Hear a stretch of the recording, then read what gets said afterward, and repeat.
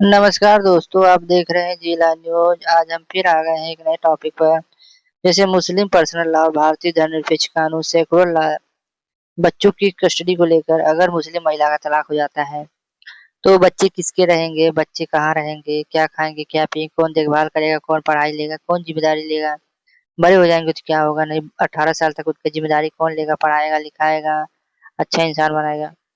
तो इसको लेकर स्पष्ट और उसी के बारे में बात करेंगे। जब ये मामला कोर्ट में पहुँचता है तो क्या होता है, किस तरीके से मिल सकता है। तो चलिए आइए हम इसी पे बात करते हैं कि मुस्लिम पर्सनल लॉ के तहत कस्टडी, इस्लामिक कानून के बच्चे की देखभाल, कस्टडी और अभिभावक गार्जियनशिप को दो अलग-अलग हिस्सों में बाँटा गया है। एक देखभाल और उसके अभिभावक कौन है, ये दो भागों में बाँटा गया है। हिजानत, हिजानत माँ का अधिकार। हिजानत क्या है? मुस्लिम कानून के अनुसार छोटे बच्चे की शारीरिक देखभाल और कस्टडी हिजानत का सबसे पहला और स्वाभाविक अधिकार माँ का होता है। अगर बच्चा छोटा है तो दूध कहाँ से पिएगा माँ का? उसकी माँ का प्यार चाहिए, माँ के बिना नहीं रह पाएगा। बेटे के लिए माँ, माँ को बेटे की कस्टडी तब तक मिलती जब तक 7 वर्ष तक नहीं हो जाता है। हनफी विचार के अनुसार उसके बाद विचार किया जाता है कि बेटा किसके पास रहेगा।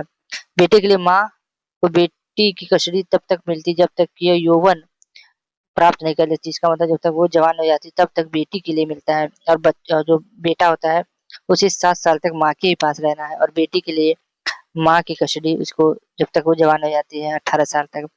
माँ भले ही बच्चे की कस्टडी रखती है लेकिन कानूनी रूप से वो बच्चे की गार्जियन अभिभावक नहीं मानी जाती है। माँ बच्चों को रखती है मगर वो अभिभावक नहीं मानी जाती है। वो ममता के लिए उसके पास रखा जाता है कि बच्चे माँ के पास ही रह पाएँगे और किसी के पास नहीं रह पाएँगे। उसके बाद विलायत, पिता का अधिकार। अब माँ का अधिकार हो गया, पिता का अधिकार क्या है? मुस्लिम कानून में पिता को बच्चे का स्वाभाविक और कानूनी अभिभावक बताया गया है। नेचुरल गार्जियन, 25-7 वर्ष जो बेटा है, बेटे के 7 वर्ष तक होने के बाद वो बेटी के बालिग होने तक कस्टडी का अधिकार पिता के पास चला जाता है। अगर बेटा 7 साल से ऊपर हो गया है तो पिता रख सकता है। अब बेटी अगर वो बालिग हो गई है, 18 साल से ऊपर हो गई है तो उसपे पिता का अधिकार हो जाता है, वह उसको ले जा सकता है। चाहे कस्टडी माँ के पास क्यों ना हो, बच्चों का सारा आर्थिक खर्च उठाने की ज़िम्मेदारी पूरी तरीके से पिता पे होती है।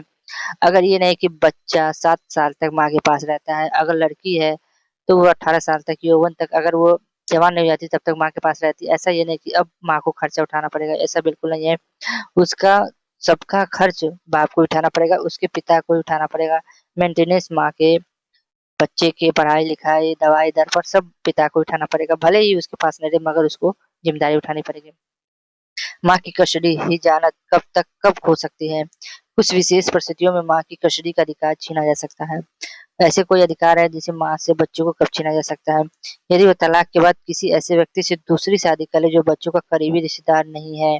अगर माँ तलाक लेने के बाद अगर दूसरी शादी कर ले रही है तो जो कि बच्चे का करीबी रिश्तेदार नहीं है, तो अगर पति कंप्लेन कर देता है कि मेरे बच्चे का सही से देखभाल नहीं कर रही है और दूसरा शादी कर ली है, तो उस स्थिति में बच्चे को पिता के पास किया जा सकता है। यदि वह ऐसा जीवन जी रही है जो बच्चों के नैतिक और शारीरिक विकास के लिए ठीक नहीं है, चरित्रहीनता या लापरवाही, जैसे चरित्रहीनता उस पे लग गया है कि वो कई वैसे का काम करती है, चरित्रहीन है, लापरवाही करती है, कई बार घाव लग गया है, कई बार जान पे आ गई है बच्चे की। तो इस तरीके से दिखाकर वह बच्चे को छीना जा सकता है कि वो माता अपने बच्चे का सही से ध्यान रखती है, मारती है, पीटती है, काम करवाती, स्कूल नहीं भेजती। ऐसा तो बहुत कम केस में होता है, कोई माँ अपने बच्चों को ऐसा करे तो उस स्थिति में यदि वो बच्चे को पिता की पहुँच से दूर किसी ऐसी जगह ले जाती है जहाँ पिता बच्चे से ना मिल सके, यदि माँ की कस्टडी छीनती है तो अधिकार नानी-दादी या अन्य महिला रिश्तेदार के पास जाती है। अगर माँ की कस्टडी चली जाती है तो अधिकार किसके पास जाता है? तो नानी-दादी, अन्य महिला मौसियों के पास चला जाता है। तो इस तरीके से अगर माँ एकदम लापरवाह है, एकदम चरित्रहीन है तो उसकी कस्टडी छीनकर नाना-नानी, दादा-दादी, अन्य महिला के रिश्तेदार में चली जाती है मौसी-ओसी का। दूसरा भारतीय धर्मनिरपेक्ष कानून सेकुलर लॉ के जब कस्टडी का विवाद भारतीय अदालत फैमिली कोर्ट में पहुंचा तो मामला अभिभावक और प्रतिपालक अधिनियम गार्जियंस एंड अवार्ड एक्ट 1980 के तहत तय किया जाता है। यह कानून भारत के सभी नागरिकों पर लागू होती है।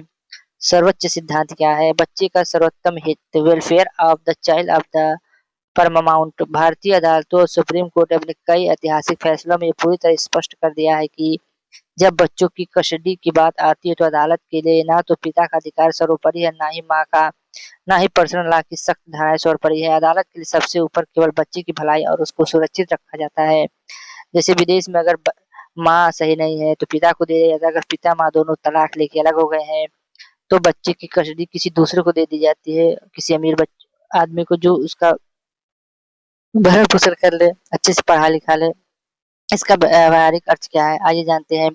पर्सनल लॉ का ओवरराइड यदि मुस्लिम पर्सनल लॉ कहता है कि 7 साल के बाद लड़की की कस्टडी पिता को मिलनी चाहिए, लेकिन अदालत को जांच में लगता है कि पिता शराबी है, बेरोजगार है या बच्चे का सही से देखभाल नहीं कर सकता, तो अदालत 7 साल के बाद भी कस्टडी माँ को ही सौंपेगी। अगर बाप भी शराबी है, नशेड़ी है, चरित्रहीन है, बच्चों की देखभाल नहीं करता है, मारता है, पीटता है, तो उसको कस्टडी नहीं मिलेगी, माँ के ही पास रहेगी। दूसरी शादी का नियम, भले ही मुस्लिम कानून कहता है कि दूसरी शादी करने पर माँ कस्टडी खो देती है, लेकिन भारतीय अदालत में आंख मूंद कर लागू नहीं करती। अदालत ये देखती क्या माँ के दूसरे पति के बच्चे को कोई खतरा या नया परिवार बच्चों को अच्छी तरह रख रहा है तो माँ के पास कस्टडी बनी रहती है। अगर माँ दूसरी शादी कर लेती है, अगर देखती है कि अगर बच्चे खुश हैं, पूछती है अगर पढ़ाई लिखाई देखभाल सब हो रहा है, तो बच्चे को दूसरे बाप के पास या दूसरी शादी कर ली है माँ के पास रखा जाता है। आपको क्या लगता है कि बच्चे को कहाँ रखना चाहिए? अपना कोर्ट जो फैसला करती है सही करती है कि नहीं? और इसमें बच्चों का देखभाल इजाज़त देता है और पिता का कानूनी अविभाजक वालियत माना जाता है। तो भारतीय न्याय व्यवस्था में ये बहुत अच्छा है कि बच्चे को सर्वोपरि रखा जाता है कि ना माँ-बाप के झगड़े में बच्चा कहीं गलत रास्ते कहीं पिस ना जाए। तो आपको क्या लगता है? अपना कमेंट करके ज़रूर बताएँ। आज के लिए बस इतना ही। फिर मिलते हैं नए वीडियो में। जय हिंद, जय भारत।